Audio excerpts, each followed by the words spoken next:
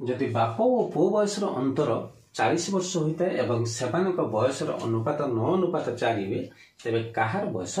केते तेरे आम सर्ट ट्रिक टी अनुसरण करवा बापर बयस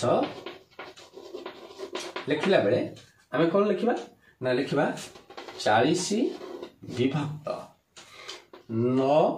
वियोग 4 दुईटी बयसर अनुपातर वियोगफल को 40 द्वारा भाग करदबा एवं जेहेतु बापर बयस 9 गुण अच्छी अनुपात 9 अच्छी तेणु 9 ये गुणीदबा तेज होते 40 विभक्त 9 रु 4 गए 5 गुणन 9 5 8 40 8 9 72 वर्ष बापर बयस के 72 वर्ष एवं पुअर बयस के ना पुअर बयस हम ठीक से 40 विभक्त 9 वियोग 4 गुणन पुअर बयसर अनुपात के 4 अर्थात 4 गुण तेज आम देखा 40 विभक्त 5 गुणन 4 5 8 40 8 32 वर्ष एवं बाप पुओ बयस मध्य अंतर आम पाइगले 40 तेरे कमेंट पाई प्रश्नटी होची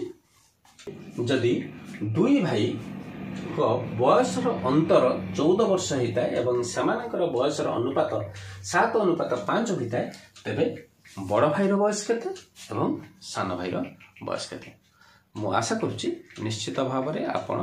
कमेंट बॉक्स रे ठीक उत्तर टी लिखिए। धन्यवाद।